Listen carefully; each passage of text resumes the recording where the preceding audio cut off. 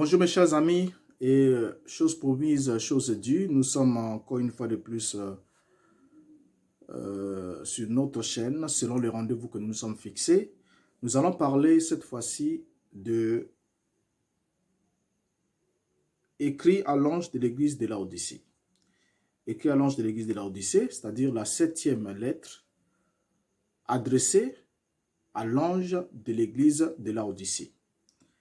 Alors, après avoir abordé toutes les questions que nous avons évoquées et souligné comment le choix hasardé de William Branham pour essayer un peu de tripoter la doctrine de Clarence Larkin sur les 7 périodes de l'Église qu'il a eu à attribuer la vocation de cet âge de l'Église, nous allons cette fois-ci traiter de la question du 7e messager ou le messager de la 7e Église. Nous allons cette fois-ci traiter sur l'identité de l'ange de l'église de Laodicée, que les branhamistes appellent le 7e ange, ce messager, ou encore le messager du 7e âge de l'église, avec, selon Branham, âge qui, selon Branham plutôt, a commencé en 1906. Alors, c'est dans le souci de se tailler une place dans le tableau de cet messager, de cet âge de l'église, que Branham s'est donné la peine de trouver les messagers dans l'histoire pour affecter à chaque période dite âge de l'Église.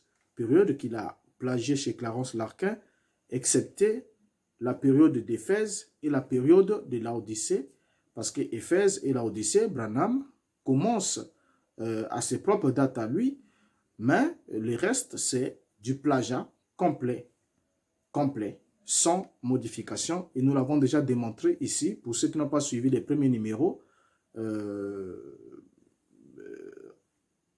trouvez-les et puis essayez un peu de regarder, remonter, et vous allez vous rendre compte effectivement.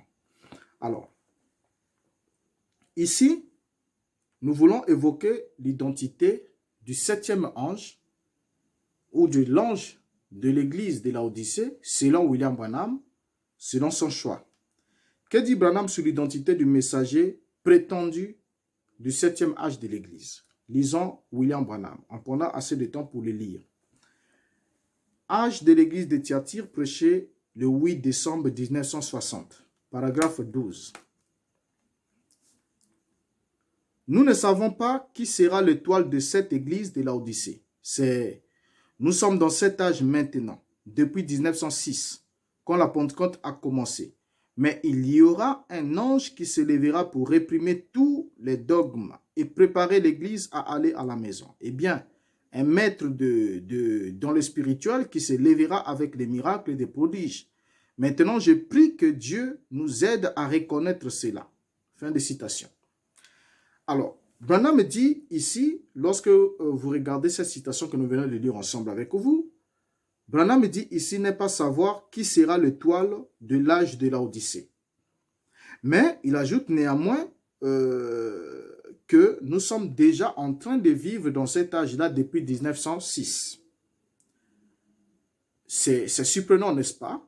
Il ne connaît pas qui est le messager de l'âge de Laodicée, mais le monde était déjà en train de vivre dans cet âge depuis 1906.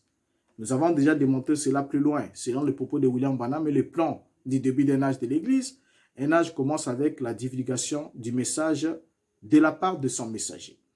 Donc déjà ici, l'âge peut-il commencer sans qu'il y ait proclamation du message par son messager? C'est la question qu'on doit se poser déjà.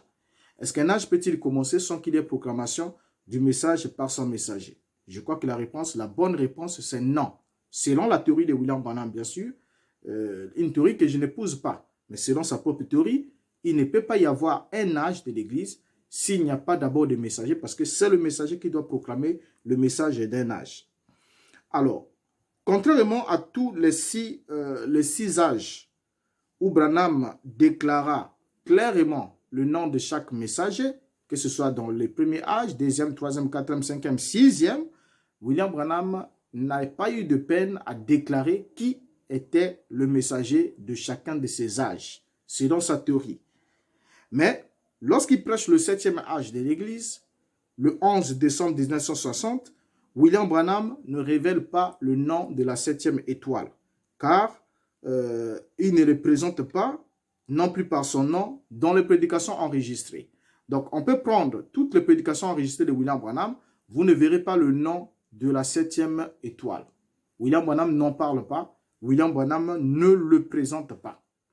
Alors, c'est en janvier 1961, parce qu'il prêche les 7 âges de l'Église en 1960. Donc, fin 1960, il prêche les 7 âges de l'Église, à partir du 4 décembre 1960, jusqu'à la fin du mois de décembre 1960, il prêche les 7 âges de l'Église. Et c'est le 12 janvier 1961 que quelque chose de surprenant va arriver.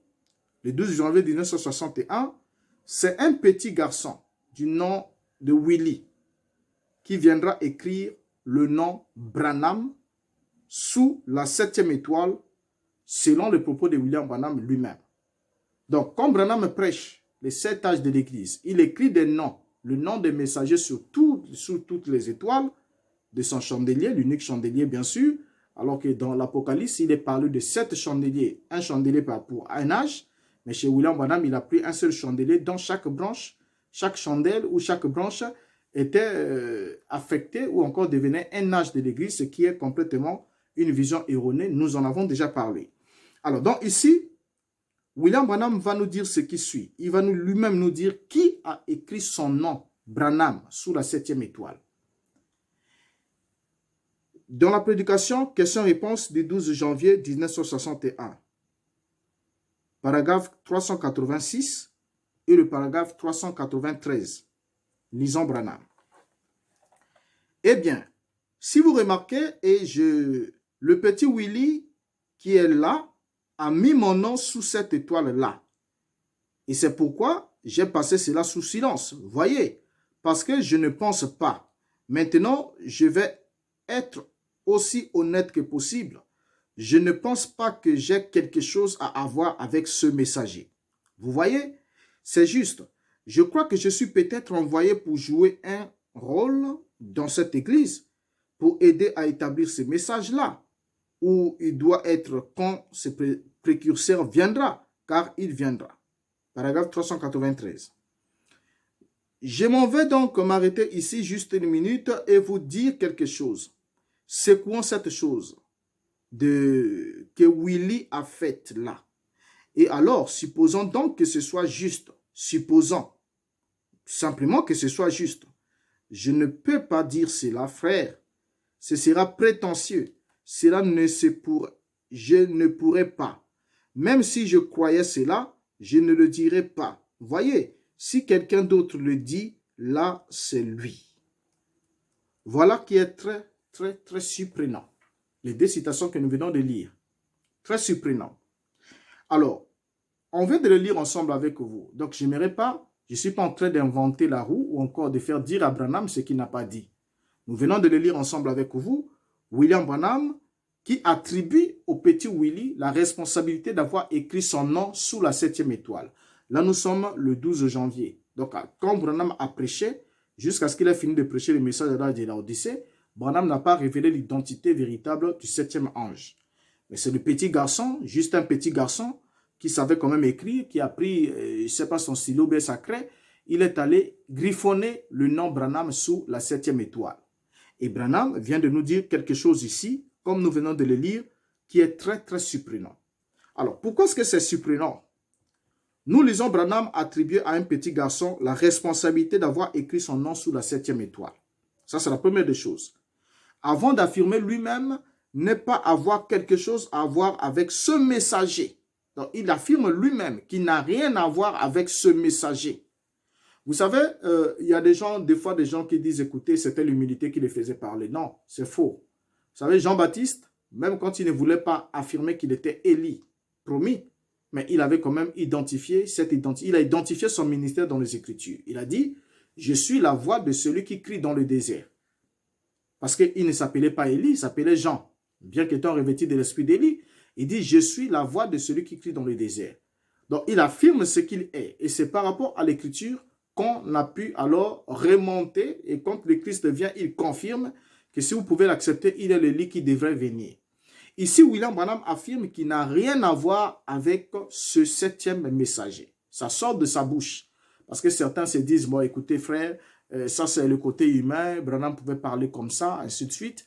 Bon, mais n'oubliez pas, selon la foi, la croyance que vous avez du message de Branham, c'est que Branham parle sous l'inspiration. Et il a dit, il y a plein de citations, on pourra faire tout un numéro spécial là-dessus lorsqu'on va démontrer encore comment il faisait son plagiat et tous ces hérésies. Nous allons lire les citations de Branham où Branham me dit que lorsque je me tiens du haut de la chair, je ne parle que sous l'inspiration divine. Je ne dis rien à moins que cela me soit d'abord inspiré et alors je le prononce. Quand je me tiens ici, je suis juste comme un instrument, comme un porte-voix et c'est l'esprit qui parle en moi. Donc Branham est là avec sa colonne de feu et Branham vient d'affirmer qu'il n'a rien à voir, il pense qu'il n'a rien à voir avec ce messager. Et en plus de cela, il va ensuite ajouter que supposons que ce soit juste. Donc, il dit d'abord n'a rien à voir avec ces messagers. Il attribue à un petit enfant la responsabilité d'avoir écrit son nom sous la 7e étoile. Il dit n'a rien à voir avec. Et ensuite, il vient, supposons que ce soit juste. Donc, il fait maintenant de suppositions dans la parole. Une façon comme de dire, bon, je vais essayer un peu de pousser un peu et voir comment est-ce qu'ils vont réagir. S'ils réagissent hostiles, s'ils manifestent l'hostilité contre ça, alors je retire ma main. Mais s'ils sont assez naïfs, alors je continue, je fonce dans cette direction. Alors, il dit, supposons que ce soit juste. Donc, il commence à faire des suppositions. Avant de déclarer que ce serait prétentieux de sa part de prétendre ou d'affirmer être le 7e ange. Il a dit que ce sera prétentieux. S'il affirmait lui-même qu'il affirmait qu'il était le 7e ange, ce sera prétentieux d'affirmer qu'il était le 7e ange messager de l'église de Laodicée. Alors, en effet, le sujet était un sujet très délicat pour William Branham. Un sujet très délicat pour William Branham. Pourquoi? Parce que Branham était conscient. Il était conscient d'un élément important. Branham était en quelque sorte pris entre le marteau et l'enclume sur l'identification du 7e messager. Sa théorie va connaître un coup fatal sur ce point. Branham étant placé entre le marteau et l'enclume, il ne savait pas. D'un côté, Branham, avec sa soif du chiffre 7, parce que dès qu'il a vu la 7e église, l'église de Laodicée est la 7e par rapport à sa chronologie. Donc, en partant d'Éphèse, on arrive à Laodicée est la 7e. La soif que Branham avait du chiffre 7 le poussait à s'identifier à cet ange de la 7e église. Ça le poussait complètement à s'identifier à cet ange de la 7e église dite de Laodicée. Mais de l'autre côté, William Branham se rend aussi compte que cet ange-là, de l'église de Laodicée, était l'ange le plus blâmé de tous les anges. Donc, il était là entre le marteau et l'enclume. Il s'est dit, mais qu'est-ce qu'il faut faire? Le chiffre 7 est là. J'ai soif du chiffre 7. Je vais m'approprier cette position. Mais lorsqu'il regarde le contenu du message, en tout cas, le contenu du message ne laisse pas à désirer. Qu'est-ce qu'on lit dans le contenu du message adressé à l'ange de l'église de Laodicée? Apocalypse chapitre 3, le verset 15. Je connais tes œuvres. Je sais que tu es ni froid ni bouillant. Puisses-tu être froid ou bouillant? Verset 16. Ainsi, parce que tu es tiède et que tu es ni froid ni bouillant, je te vomirai de ma bouche. Verset 17. Parce que tu dis, je suis riche, je me suis enrichi et je n'ai besoin de rien. Et parce que tu ne sais pas que tu es malheureux, misérable, pauvre, aveugle et nu. Verset 18. Je te conseille d'acheter de moi de l'or éprouvé par le feu, afin que tu deviennes riche, et de vêtements blancs, afin que tu sois vêtu, et que la honte de ta nudité ne paraisse pas, et un collier pour oindre tes yeux, afin que tu vois. Verset 19. Moi je répands et je châtie tout ce que j'aime, et donc du zèle, et répands-toi. Fin de citation. Donc on voit ici comment William Branham se trouvait alors dans l'impasse. Voilà le premier problème sur lequel était confronté William Branham. La lettre adressée au messager de l'église de Laodicée contient des réprimandes de la part du Seigneur qu'aucun disciple de William Branham ne veut accepter d'attribuer à William Branham qui s'est fait passer, ou encore qu'ils ont fait passer pour le 7e ange. Donc les réprimandes qui sont adressées dans cette lettre, aucun disciple de William Branham n'accepte d'attribuer ces réprimandes-là à William Branham. Donc personne n'accepte que William Branham était malheureux, était misérable, était pauvre, était aveugle, était nu. Et qui devait acheter des collyres pour mettre dans ses yeux afin qu'il voie et des vêtements blancs pour couvrir sa nudité. Donc, ce sont des remarques, les remarques les plus cinglantes. Donc, le 7e messager, ou encore le 7e ange, ou encore l'ange de l'église de Laodicée, était l'ange le plus blâmé de tous les 7. Le premier là-bas à Éphèse, on lui a simplement dit, répands-toi et pratique ton premier amour. Et les autres, on leur a fait juste des petites reproches, quelques reproches. Ce que j'ai contre toi, c'est que tu as laissé la femme Jézabel. Ce que j'ai contre toi, voilà, tes œuvres, je ne les ai pas trouvées parfaites devant mon Dieu. C'est ainsi de suite. Mais ici, celui-ci a été sévèrement blâmé et avec une menace d'être vomi. Avec une menace d'être vomi. Alors, lorsqu'on arrive sur cette question, comme je l'ai dit, aucun disciple de William Branham et du messager du temps de la fin n'oserait attribuer à William Branham le pseudo-prophète du dernier âge de l'Église. Donc, aucun. Lorsqu'on lit le contenu, alors c'est à partir de ce moment-là que va naître les débats, comme je vous l'ai dit dans l'autre vidéo, les débats dans le monde du message entre certains tenants de ce message qui vont, en regardant le contenu d'Apocalypse chapitre 3, les versets 14 jusqu'au verset 21, ils vont dire non, Branham n'est pas le 7e ange, il n'est pas l'ange de l'église de Laodicée, il ne l'est pas. Ça, c'est un côté. Ça fait un débat. Et pendant que je parle ici, ils sont en train de me suivre. Et si ce que je dis n'est pas fondé, laissez un commentaire. Et vous verrez qu'il n'y aura pas de commentaires parce qu'ils sont conscients de ce que je suis en train de dire. Je n'aimerais pas juste citer les noms des gens pour ne pas leur offrir une publicité gratuite. Mais ils se connaissent. Donc, il y a d'un côté ceux qui disent Branham n'est pas le 7e ange, messager de l'église de Laodicée, parce que cet ange-là était aveugle. Maintenant, d'autres, pour essayer un peu de se camoufler, quand on arrive sur ce point, ils sont obligés de dire non, ce n'est pas l'ange qui était aveugle, mais c'est l'âge qui était aveugle et non l'ange. C'est vraiment comique. Est-ce que vous voyez? Mais lorsqu'on regarde, en dehors du fait que William Branham lui-même le souligne dans l'église, le message à l'âge de Pergame et beaucoup d'autres messages, il dit la toute première des choses que vous devez retenir pendant que vous lisez, vous écoutez ces prédications sur les âges de l'église, c'est que l'esprit s'adresse à un seul. Il ne s'adresse pas à l'église, mais il s'adresse à l'ange de l'église. Et vous allez regarder que le verset introductif de Apocalypse 3, verset 14 dit « Écrit à l'ange de l'église d'Éphèse ». Plutôt écrit à l'ange de l'église de Laodicée. Donc, il n'est pas dit écrit à l'âge de l'église, mais à l'ange. Donc, écoutez, entre âge et ange, il n'y a que la lettre N qui fait défaut. Donc, vous avez juste enlevé, vous avez ajouté N pour que ça fasse ange. Donc, mais la Bible ne dit pas écrit à l'âge, plutôt la Bible ne dit pas écrit à l'âge de l'église de Laodicée. Donc, vous avez enlevé le N. Mais remettez le N et vous allez faire la bonne lecture. La Bible dit écrit à l'ange de l'église de Laodicée. Alors, donc, déjà ici, lorsqu'on arrive sur ce point, ça devient très compliqué. Pourtant, la Bible dit bien, la Bible est claire. Vous voyez, la Bible est claire et dit écrit à l'ange de l'église de Laodicée et non écrit à l'âge de l'église de Laodicée. Donc, remettez juste le N et vous allez voir que ça va marcher. Et en plus, Branham souligne lui-même que les lettres étaient adressées aux anges de l'église. Il est dit lui-même. Alors, si Branham était le 7e ange messager de l'église de Laodicée, alors il faut accepter qu'il était misérable, il était malheureux, il était pauvre, il était aveugle, il était en même temps nu et ne le savait pas. C'est ça qui est le mal. Ça veut dire qu'il était tout cela, mais il ne le savait pas. Ça veut dire que sa position spirituelle devant Dieu lui était cachée. Parce que déjà, il était aveugle. Donc, il n'en avait pas connaissance. S'il n'avait pas la connaissance, il ne pouvait pas voir son propre état. Vous voyez un peu combien c'était compliqué.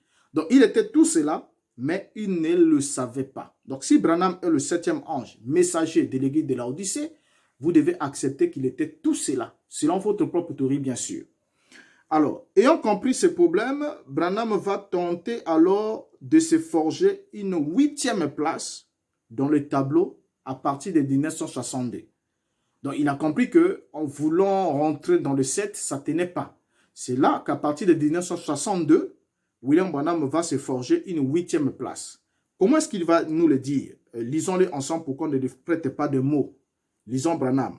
Les signes de sa venue, prêché le 7 avril 1962, paragraphe 93. Il est dit: puis nous voyons dans l'Apocalypse 3, 1 à 3, qu'il doit y avoir 3 âges de l'Église.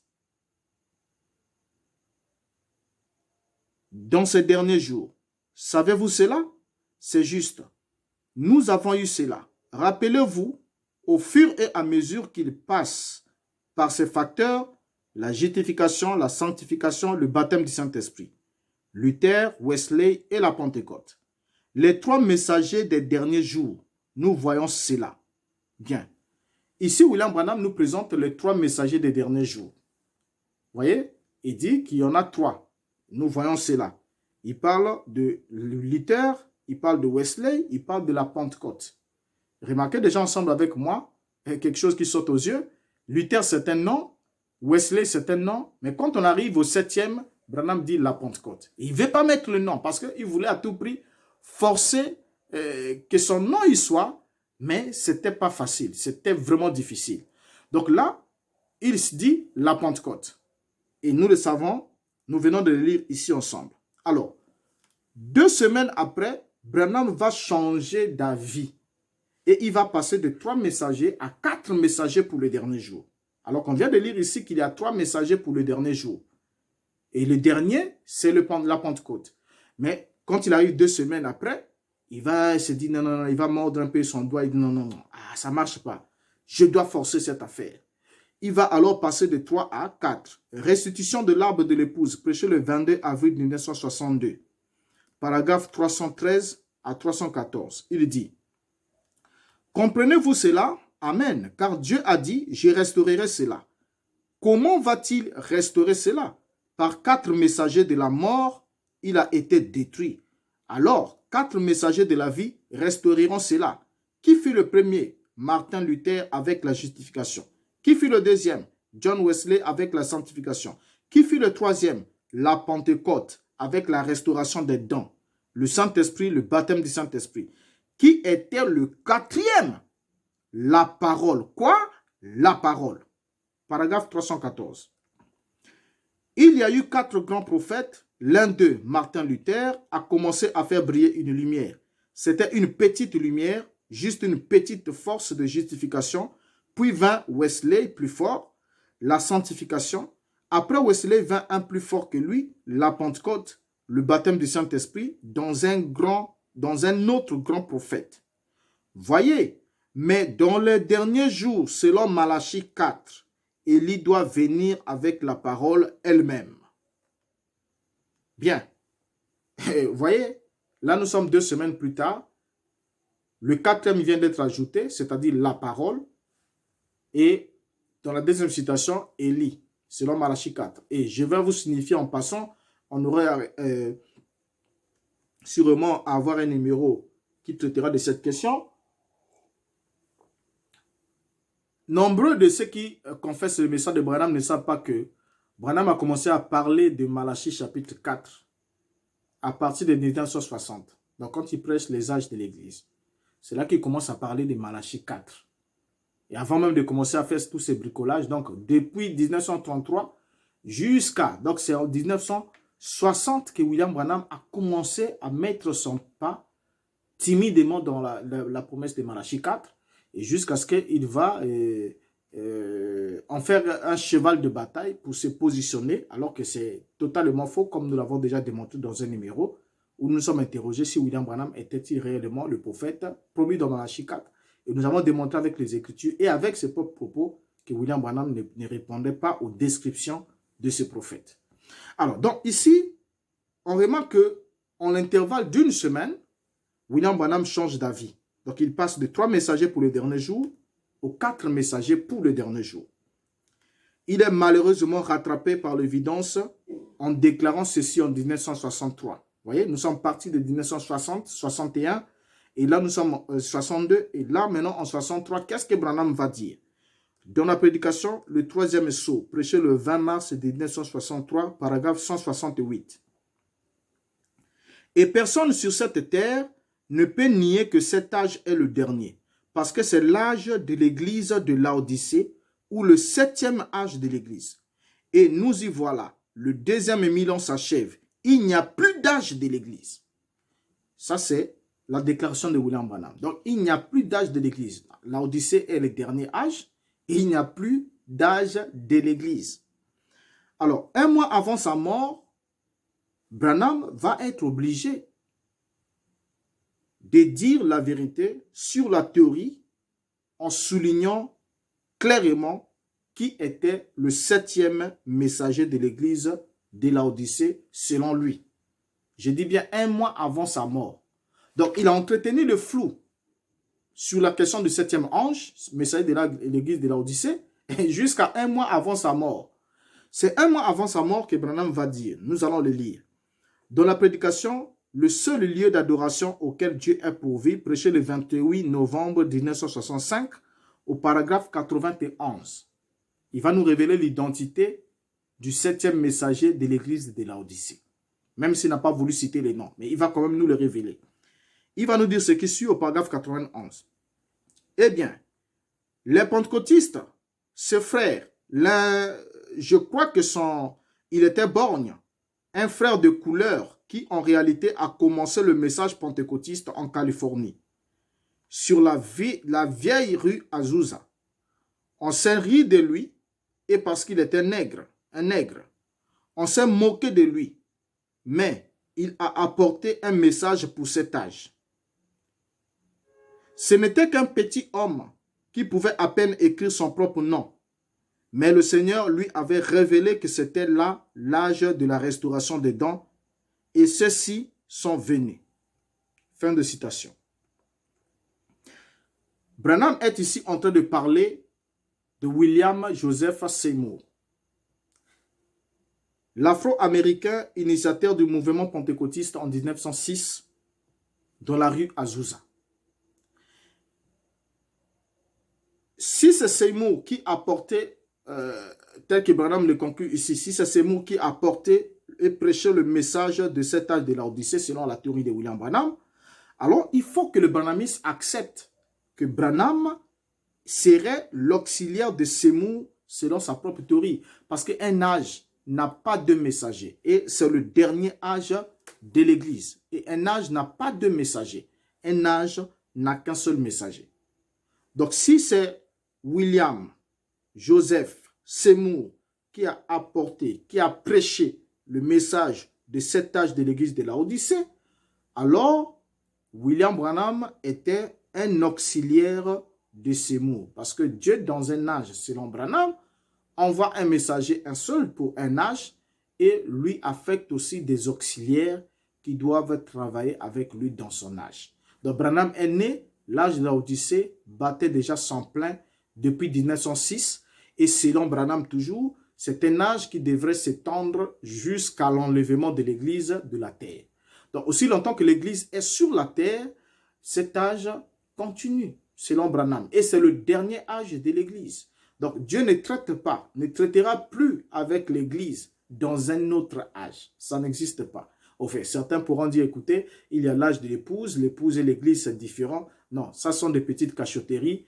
Laissez ça, s'il vous plaît, laissez ça. N'insultez pas votre intelligence jusqu'à là, parce que vous le savez très bien que Branham, aussi dans toutes ses confusions, pouvait dire l'Église et l'épouse, c'est la même chose. Et ailleurs, il dit, l'Église est différente de l'épouse. C'est toute une gamme de confusions. Bien, je n'aimerais pas peut-être qu'on entre là-dedans, parce que déjà, on aura un numéro où on va démontrer que l'Église n'est pas l'épouse. Ça, on va vous le démontrer avec les Écritures et vous allez vous rendre compte. Mais lorsque vous prenez la Bible, vous allez voir que lorsque Jean présente l'épouse, plutôt l'ange présente l'épouse à Jean, il lui dit, viens, je te montrerai l'épouse, la femme de l'agneau. Vous voyez, l'épouse, la femme de l'agneau. Alors, on n'en est pas encore là. Alors, déjà, quand on regarde ici, ensemble avec vous, on comprend que on doit accepter, évidemment, que William Branham soit l'auxiliaire de William Joseph Seymour.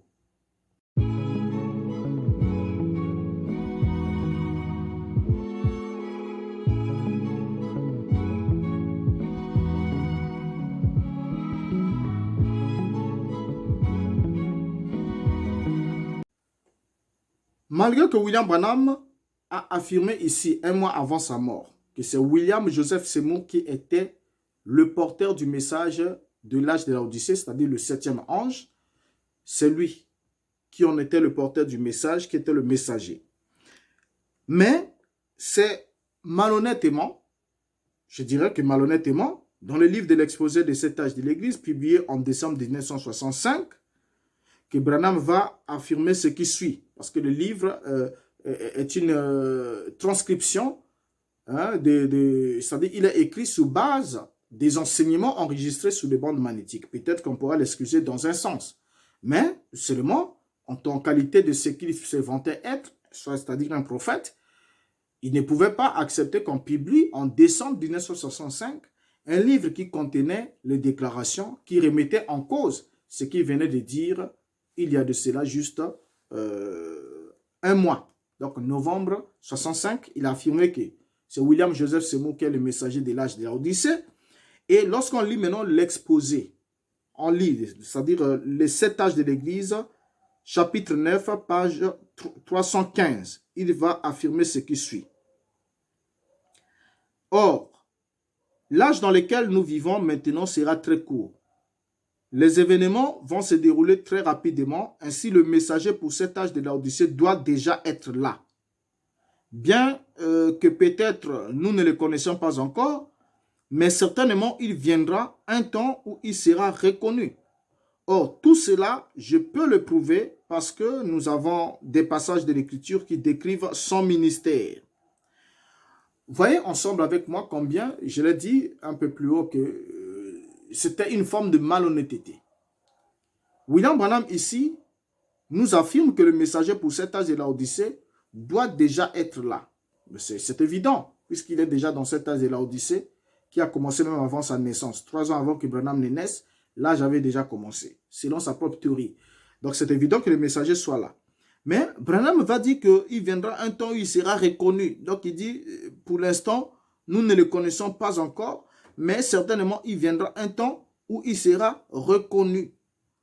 Alors, il suppose la venue future de quelqu'un qui était déjà dans la tombe depuis plus de 40 ans. Parce que William Seymour est décédé le 18 septembre 1922. Donc William Branham est en train de supposer la venue future d'un homme qui était déjà dans la tombe depuis près de 40 ans. Voyez combien cela frise les ridicules. En effet, William Joseph Seymour est né le 2 mai 1870 à Centerville, une localité de la paroisse de Sainte-Marie en Louisiane, aux États-Unis, et il est mort le 28 septembre 1922 à Los Angeles. Il fut le premier pasteur pentecôtiste et un défenseur de l'égalité raciale. C'est même l'une des raisons pour laquelle William Branham ne voulait pas, bien qu'il reconnaissait le talent qu'avait cet homme et qu'il avait voulu choisir et mettre en 7e position, mais il ne voulait même pas citer son nom. Juste parce que non seulement qu'il était un homme de couleur, mais en plus parce qu'il défendait l'égalité interraciale entre les Blancs et les Noirs, réclamant que les Blancs et les Noirs aux États-Unis puissent avoir les mêmes droits parce qu'ils étaient tous des immigrés. C'est-à-dire les Blancs sont arrivés, ils sont venus de l'Europe, ils ont trouvé les peaux rouges, ils ont trouvé les Indiens, ils ont fait ce qu'ils ont eu à faire, tous les génocides et tout. Et ensuite, ils se sont installés. Après, ils ont acheté les Noirs qui venaient de l'Afrique. Vous voyez, ils ont travaillé dans les plantations. Et jusqu'à ce que, quand il y a eu la révolution industrielle, trouvant que la main-d'œuvre humaine n'était plus nécessaire, ils vont parler prétendument de l'abolition de l'esclavage. Mais malgré cela, malgré que l'abolition de l'esclavage était abolie, il y avait toujours la ségrégation raciale et il y a eu des hommes comme William Seymour qui ont milité contre cela, comme Martin Luther King qui ont milité contre cela et comme le président Kennedy qui lui aussi a milité contre cela. Mais Branham n'aimait pas tous ces gens-là qui militaient contre contre l'injustice raciale, contre l'inégalité raciale qui existait aux États-Unis. D'où même le nom de William Joseph Seymour Branham ne l'a pas prononcé, il n'a jamais voulu le prononcer, même s'il nous a décrit qui en était l'auteur, mais il n'a jamais voulu prononcer son nom. Et le conflit avec Kennedy, nous savons combien il a taxé d'ACAP de l'Amérique, nous savons combien il détestait en même temps, n'était pas d'accord avec Martin Luther King, juste parce qu'il prenait sa position et tout. Et je crois qu'on aura un numéro lorsqu'on parlera. On parlera de la position de William Branham sur le racisme.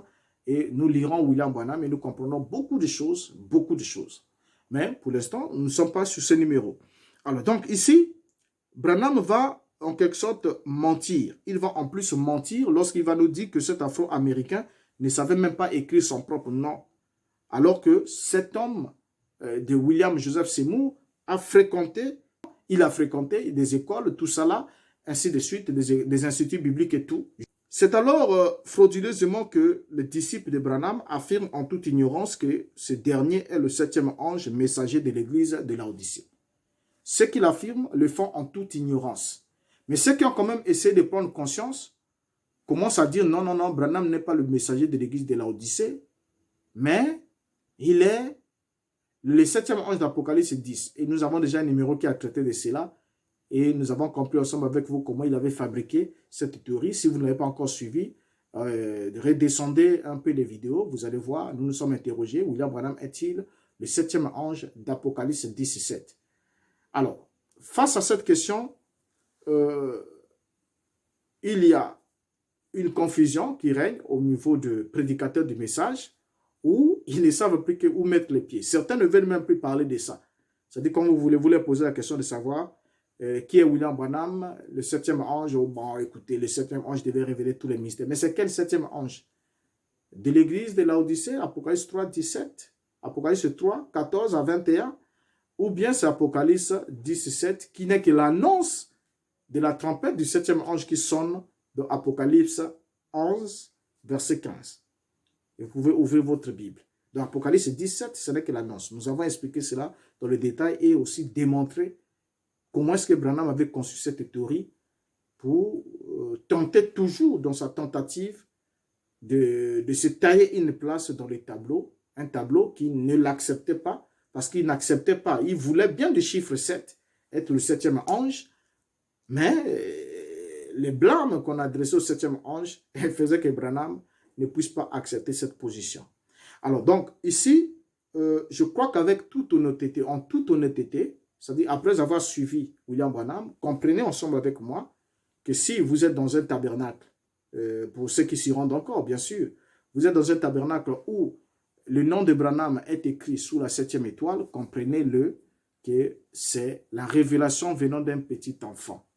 Hein, c'est un petit enfant, le petit Willy, qui est venu mettre Branham et il a entraîné tout le monde. Et vous savez, c'est grave, c'est grave, c'est grave. Vous savez, Paul dit, quand j'étais enfant, je parlais comme un enfant, je raisonnais comme un enfant, je réfléchissais comme un enfant, je pensais comme un enfant. Vous savez que l'enfant, c'est l'immaturité. Vous voyez, l'enfant est caractérisé par la confiance, la douceur, de recevoir, mais pas d'apporter. Un enfant n'apporte pas. Mais voilà, c'est un enfant qui vient écrire. Parce que le Christ dit, laissez venir à moi les petits enfants. Ne les empêchez pas car le royaume des cieux est pour ceux qui les ressemblent. C'est pour montrer que les petits enfants sont des êtres humbles, confiants, vous voyez, qui ne connaissent pas assez de choses de la vie et qui font confiance parce que votre petit enfant qui a 3 ans, 4 ans, dès que vous lui dites ouvre la bouche, il ne va même pas soupçonner qu'on veut me mettre quelque chose qui n'est pas bien. Il ouvrira grandement la bouche parce qu'il sait qu'il a confiance en vous et vous allez lui donner quelque chose de bon puisqu'il est aussi écrit qu'aussi méchant que vous êtes, vous savez donner de bonnes choses à vos enfants. Donc, aux enfants, on donne de bonnes choses. On ne reçoit rien d'un enfant. Et Paul dit que quand je suis devenu âgé, je suis devenu grand, je suis devenu homme, j'ai fait disparaître ce qui était de l'enfant. Mais là, c'est un enfant qui vient écrire le nom Branham sous la 7e étoile. Et Branham a fait des suppositions pour vouloir s'approprier cela. Mais regardons les blâmes qu'il y avait, il n'a pas voulu se dire clairement, je suis le 7e ange messager de l'église de Laodicée. Il a voulu un peu jouer parce que le chiffre 7, c'est ce qu'il convoitait, mais c'était un 7 miné, un 7 sali, un 7 le plus blâmé et prêt à être vomi. Alors, vis-à-vis de cette question, quand vous avez Branham sous la 7e étoile, comprenez que c'est une fraude. Parce que selon William Branham, c'est William Joseph Seymour qui devait être placé là. Donc, allez là, dans votre tabernacle, allez mettre le nom de William Joseph Seymour. Si vous voulez conserver votre théorie, mettez le nom de William Joseph Seymour. Ça sera plus honnête avec vous-même. Ne mettez ni Élie, ne mettez ni Branham, parce que Élie, ce n'est pas un nom. Tous les messagers ont eu leur nom. Il y a eu Paul, Irénée, Colomban, Martin, Luther, Wesley. Donc le 7e, il faut que vous mettiez son nom. Ce n'est pas Élie. Élie n'est pas le nom. Même Jean, qui était revêtu de l'esprit d'Élie, n'a jamais été appelé du nom d'Élie. Il était appelé par son nom de naissance Jean. Vous voyez? Donc, mettez le nom de William Joseph Seymour et on comprendra que c'est lui le 7e ange, le messager de votre âge de l'Église, l'âge dans lequel William Branham ne pouvait être rien d'autre qu'un auxiliaire. Et on aura à le démontrer qu'il était auxiliaire, bien sûr, puisqu'il a aussi longtemps puisé chez les théologiens pour prêcher son message et façonner son message. Alors, pour ce numéro-ci, je vous prends congé. Et je crois que peut-être qu'on aura encore d'autres éléments. On attend vos suggestions. Si vous tenez à tout prix, c'est-à-dire si le pasteur vous dit que William Branham est le 7e ange, il est le prophète de l'Église, l'âge de Laodicée, tout ça là, soit il ne comprend rien de ce qu'il dit, hein, soit il se moque de votre intelligence, parce qu'il sait que vous êtes bêta, vous n'allez jamais découvrir ces choses, et il vous entraîne. Donc il n'y a que ces deux choses, soit il ne comprend rien lui-même, soit il insulte votre intelligence. Mais sinon, avec ce que nous venons de constater, vous pouvez relire les citations et l'historique qui est démontré. Si quelqu'un a un avis contraire, il nous le laisse en commentaire et nous serons très ravis de lire, très ravis de partager avec lui. Alors, je vous prends congé pour ce numéro et vous donne rendez-vous pour un autre numéro. Sûrement, nous parlerons, peut-être que nous aborderons la question de la sémence du serpent, peut-être, ou encore de la colonne de feu sur la tête de William Branham, peut-être. L'un de ces numéros, peut-être. Et ensuite, nous verrons comment aborder une série sur le nuage du 28 février, excusez-moi, 1963. Et je crois qu'on aura suffisamment de numéros, tellement de numéros ici qui traiteront de beaucoup de questions sur le message de Branham, afin que le seul point qui vous accroche, une fois qu'il est ôté, cela vous permettra d'être libre, puisque vous connaîtrez la vérité et la vérité vous affranchira. Alors, jusqu'à ce qu'on se retrouve la prochaine fois, je vous dis au revoir et vous remercie du temps que vous avez pu m'accorder à me suivre. C'est-à-dire, ça demande de votre maturité, votre humilité et votre amour pour la vérité, d'écouter, puisqu'on ne peut pas condamner un homme sans l'avoir écouté. Il faut écouter et apprécier.